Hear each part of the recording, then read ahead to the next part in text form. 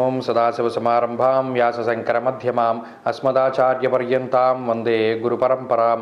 జ్యోతిషశాస్త్రాన్ని భావతరాల వారికి ప్రసాదించిన ఋషుల యొక్క పాదపద్మాలకి నమస్కారం చేసుకుంటూ, అలాగే నాకు ఈ జ్యోతిష విద్యను నేర్పిన గురువర్యులు జ్యోతిష బ్రహ్మ కీర్తిశేషులు శ్రీ ఈరంకి సూర్యనారాయణమూర్తి గారు, సూర్యశ్రీ దైవజ్ఞ గారి యొక్క పాదపద్మాలకి నమస్కారం చేసుకుంటూ, ఓం శ్రీ మహాగణాధిపతి నమః, శ్రీ గురుభ్యో నమః, హరి ఓం. వీక్షకులందరికీ నమస్కారం.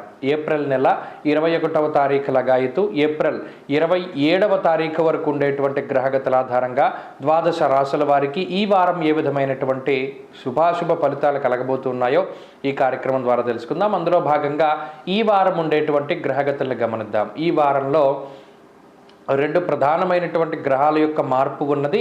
మేషరాశి యందు రవి గురుల యొక్క సంచారం కొనసాగుతూ ఉండగా ఈ నెల 25వ తారీఖున శుక్రుని యొక్క సంచారం మేషరాశిలోకి వస్తూ ఉన్నది. అలాగే కుజశనుల యొక్క కలయిక పూర్తి అయ్యి కుజరాహువుల యొక్క కలయిక ప్రారంభం కాబోతూ ఉన్నది. 24వ తారీఖు లగాయతు కుజుని యొక్క మార్పు మీనరాశిలోకి ఆయన మార్పు చెందుతూ ఉన్నారు. మీనరాశిలో ఇప్పటికే రాహువు బుధ గ్రహాల యొక్క సంచారం ఉండగా ఇప్పుడు వారితో పాటు కుజుడు కూడా కలుస్తూ ఉన్నారు. కుంభమందు శనేశ్వరుడు అలాగే కన్యా కేతువు ఉండగా ఈ వారంలో చంద్రుడు సింహం కన్యా తుల వృశ్చిక రాశుల్లో సంచారం చేస్తున్నారు. ఇటువంటి పరిస్థితుల్లో ద్వాదశ రాశుల వారికి ఏ విధమైనటువంటి శుభాశుభ ఫలితాలు కలగబోతున్నా తెలుసుకుందాం. అందులో భాగంగా ధనురాశి వారికి ఈ వారం మిశ్రమమైనటువంటి గ్రహ సంపత్తి కనబడుతూ ఉన్నది. ప్రత్యేకించి అర్ధాష్టమ కుజుడు అనేటువంటి దోషం కొంత అధికంగా ఉంటుంది. అలాగే తృతీయ స్థానంలో శని యోగిస్తూ ఉండగా బుధ శుక్ర గ్రహాలు యోగిస్తూ ఉండగా గురుబలం ఉన్నది, చంద్రబలం ఉన్నది. ప్రధానంగా అర్ధాష్టమ బుధుని యొక్క స్థితి ఈ రాశి వారికి చాలా అనుకూలంగా ఉంటుంది. లౌకికమైనటువంటి వ్యవహారాల్లో విజయాన్ని సాధించగలుగుతారు. బంధువులు, మిత్రులు, స్వజనులు, అలాగే ఆత్మబంధువులు, తోబుట్టువులు ఎవరైతే ఉన్నారో ఏదైనా ఒక సమస్య వచ్చినప్పుడు లేదా ఏదైనా ఒక శుభ కార్యక్రమం చేసుకున్నప్పుడు అందరూ కూడా కలిసికట్టుగా చక్కగా మీతోటి వచ్చి మీతో కలిసి టైం స్పెండ్ చేసేటువంటి పరిస్థితి.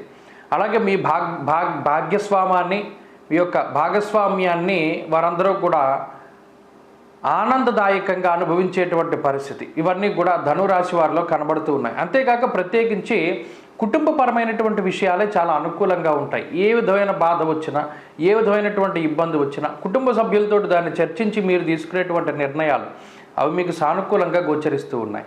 అయితే భాగ్యహానిర్భయం క్రోర అనేటువంటి శాస్త్రవచనం ప్రకారం కొంత మానసిక భయం కుజుడి వల్ల అధికంగా ఉంటుంది.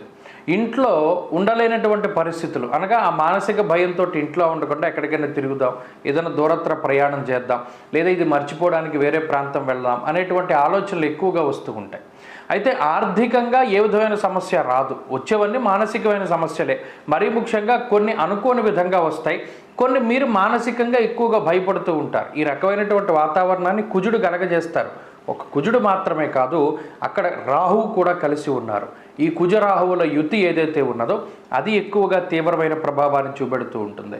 మరీ ముఖ్యంగా రహస్యమైనటువంటి శత్రువులు ఎవరైతే బంధువుల్లోనో మిత్రుల్లోనో మీకు నమ్మకస్తులైనటువంటి వారు ఉన్నారో వారే మీ రహస్య శత్రువులు అని తెలుసుకోవడం ద్వారా మానసిక అశాంతికి లోనయ్యేటువంటి పరిస్థితులు ఈ వారంలో కనబడుతూ ఉన్నాయి. ఉద్యోగపరమైనటువంటి చికాకులు కనబడుతూ ఉన్నాయి. ఉద్యోగంలో ఒత్తిడి ఉంటుంది. వ్యాపార పరంగా ధనురాశి వారికి మిశ్రమమైన కాలం నడుస్తూ ఉన్నది. అయితే వ్యాపార లాభానికి ఇది ఏ విధమైన లోటు ఉండదు. భాగస్వామ్య వ్యాపారాల్లో మాత్రం కొన్ని ఇబ్బందులు కనబడుతూ ఉన్నాయి. విద్యార్థులకి కాలం ప్రతికూలంగా ఉన్నది. మరీ ముఖ్యంగా అదృష్టాన్ని నమ్ముకోకుండా కష్టాన్ని నమ్ముకోవాలి. స్త్రీలకు ప్రత్యేకించి ఈ గ్రహ సంపత్తి కుటుంబ సభ్యులతోటి మాట పట్టింపులకి అవకాశాన్ని కల్పిస్తూ తల్లి తరఫు బంధువులు తల్లిగారి యొక్క ఆరోగ్యంపై ప్రభావం చూపించబోతూ ఉన్నది. ధనురాశి వారి ఈ వారంలో మరింత అనుకూలమైనటువంటి ఫలితాన్ని సాధించడానికే సుబ్రహ్మణ్యారాధన చేస్తూ ఉండడం చెప్పదగినటువంటి సూచన. ఈ వారంలో కలిసి వచ్చేటువంటి రోజు గురువారంగా చెప్పవచ్చును. అదృష్ట సంఖ్య 5, అదృష్ట వర్ణము తెలుపు. తదుపరి మకర రాశి.